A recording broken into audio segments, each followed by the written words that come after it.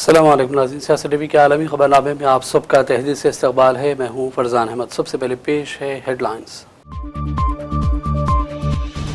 قابض اسرائیل کی فوج نے نابلس میں کی فوجی کارروائیاں، مزید 3 فلسطینیوں کی شہادت، جنگ بندی کی مسلسل خلاف ورزیاں جاری۔ غزہ سیکٹر میں 16,500 سے زیادہ مریض اب بھی بیرون سیکٹر علاج کے لیے طبی ایمرجنسی کے انتظار میں، فوری امداد ضروری۔ فلسطین میں عالمی ادارہ صحت کے نمائندے کا بیان۔ امریکہ نے افغانستان کی دولت میں سے $9 بلین پر کیا ہوا ہے قبضہ۔ ہندوستان کے ساتھ مختلف شعبوں میں تعاون کے لیے کوشش جاری۔ افغانی وزیر نور الدین عزیزی کی دہلی میں پریس کانفرنس۔ نیو یارک کے نئے میئر زہران ممدانی نے امریکی صدر ٹرمپ سے وائٹ ہاؤس میں کی ملاقات، اختلافات بالائے طاق رکھ کر ترقی اور عوام کے لیے کام کرنے کا ظاہر کیا عزم۔ اور نائجیریا میں ایک اسکول سے 200 سے زیادہ طلبہ کو اغوا کر لیا گیا، کیتھولک اسکول کے ذمہ داران نے بھی کی تصدیق۔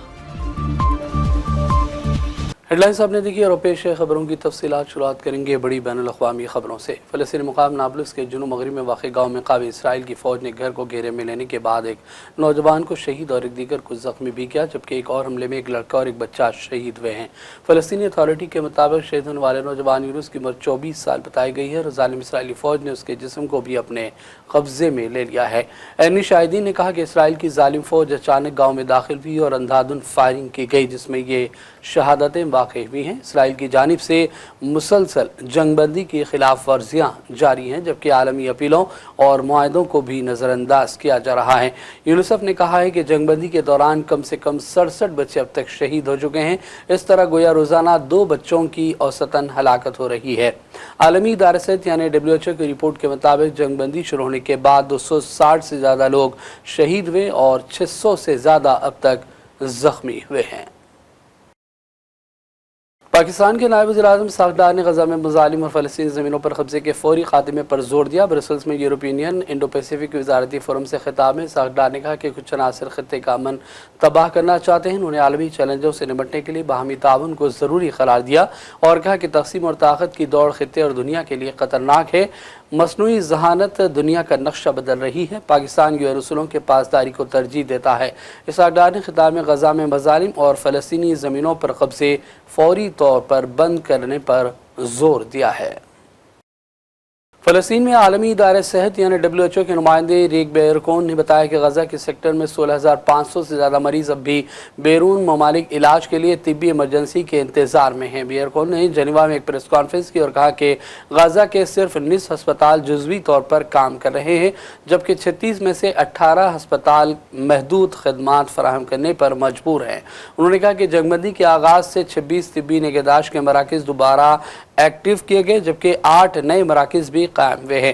انہوں نے کہا کہ WHO نے جنگ بندی کے بعد سے غزہ میں 2050 طبی امدادی پیکج داخل کرنے میں کامیابی حاصل کی، جبکہ موجودہ صورتحال اور خطرناک طبی اشارے غزہ میں بحران کی شدت کو ظاہر کر رہے ہیں اور فوری طور پر غزہ کے لوگوں کے لیے محفوظ طبی ایمرجنسی راستوں اور مستقل مدد کی بھی ضرورت ہے۔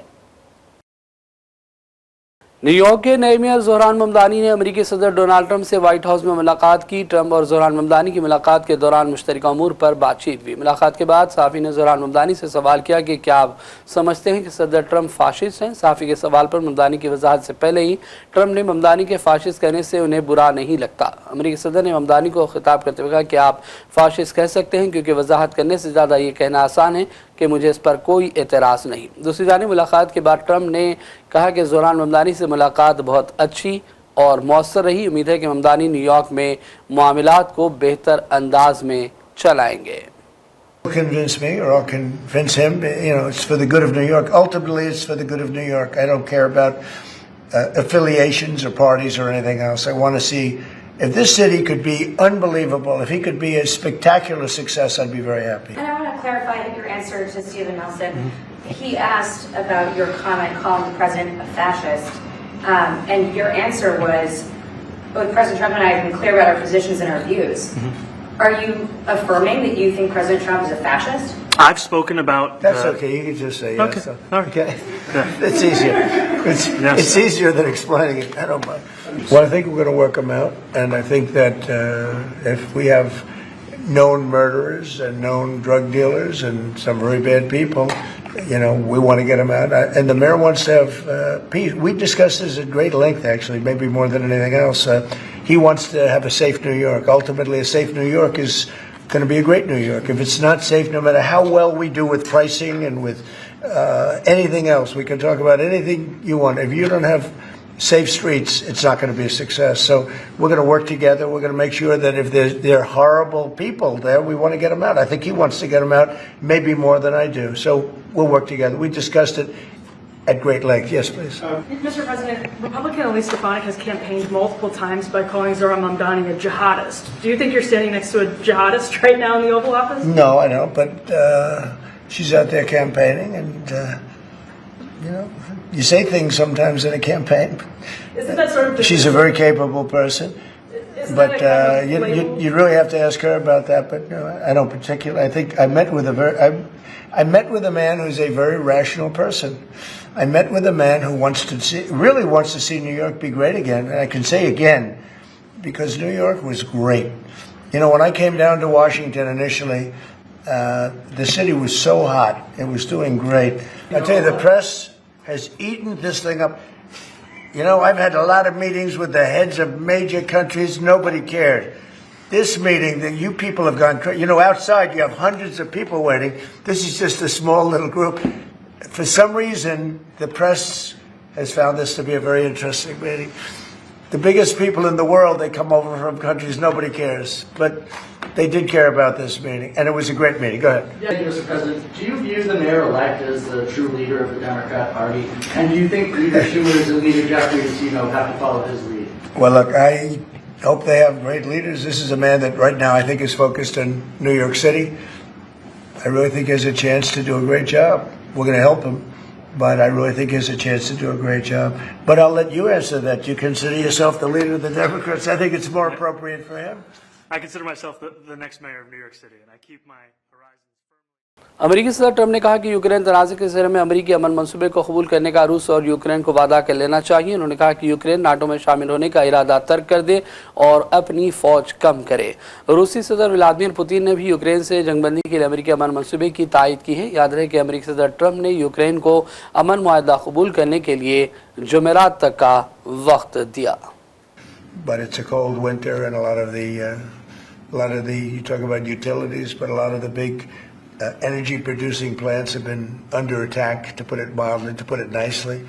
We have a way of getting peace, or we think we have a way of getting peace. He's going to have to approve it. Just so sad, so many people. Last month they lost 25,000 soldiers. This is something, we haven't seen anything like this since the Second World War. They're averaging 6,000 or 7,000 a week between the two of them, dead soldiers. And it goes on, and I think they're getting reasonably close, but I don't want to predict. I would have said that would have been one of my early ones. I did 8 peace deals of countries, including in India, Pakistan. You could even go, in fact, they're coming here in a week or two, go to the Congo and Rwanda. That was 10 million people dead, and we worked something out on that. But so many, and the one I thought would have been, for me, because I have a very good relationship with President Putin, I thought that would have been maybe quicker.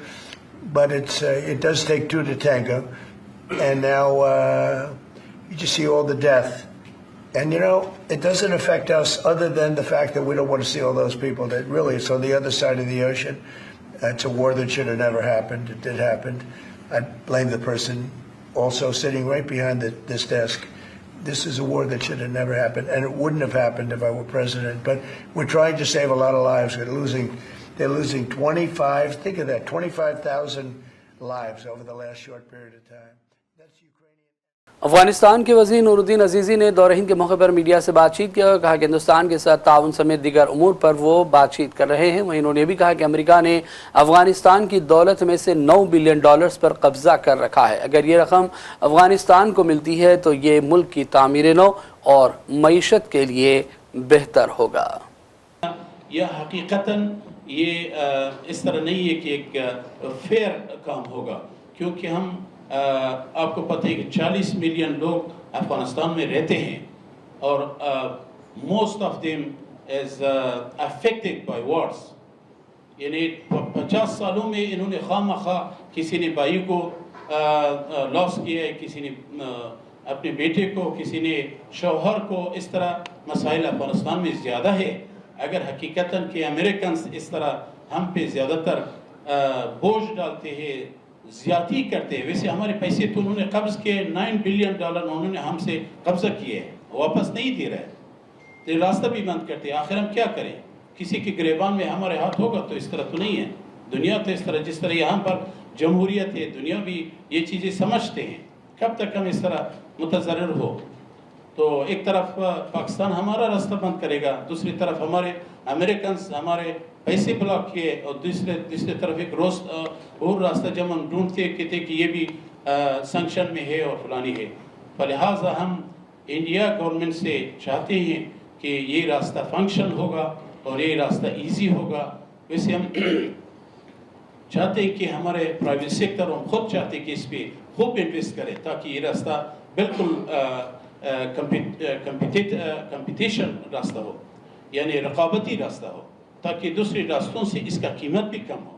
حتیٰ ہمارے government امریکہ نے 2018 میں صحافی جمال Khashoggi کے قتل کے بعد پہلی بار سعودی عرب کے ولی عہد محمد بن سلمان کا وائٹ ہاؤس میں شاندار استقبال کیا تھا, جہاں امریکی صدر ٹرمپ نے انہیں دوست کہا, جبکہ محمد بن سلمان امریکہ میں مجموعی طور پر $10 کروڑ کی سرمایہ کاری کے وعدے کیے. اس دوران ایک اور خاص بات یہ بھی دیکھی گئی کہ جمال خشوگی کی بیوہ حنان العطر نے پریس کانفرنس کی اور جمال خشوگی کے قتل کے واقعے کو بدترین سانحہ قرار دیا اور ٹرمپ سے انصاف بھی طلب کیا.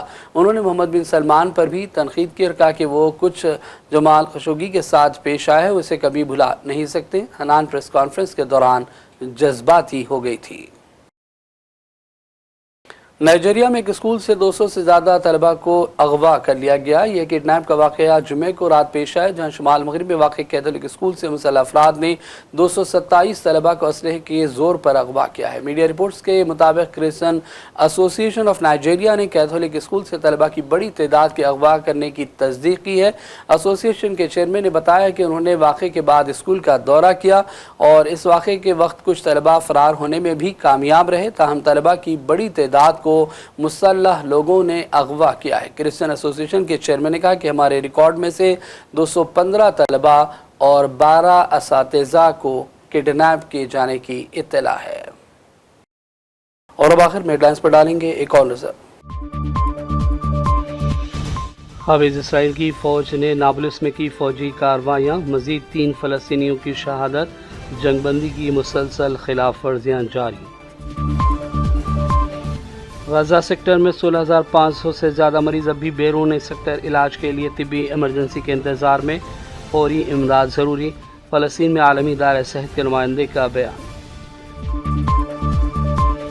امریکہ نے افغانستان کی دولت میں سے $9 بلین پر کیا ہوا ہے قبضہ. ہندوستان کے ساتھ مختلف شعبوں میں تعاون کے لیے کوشش جاری.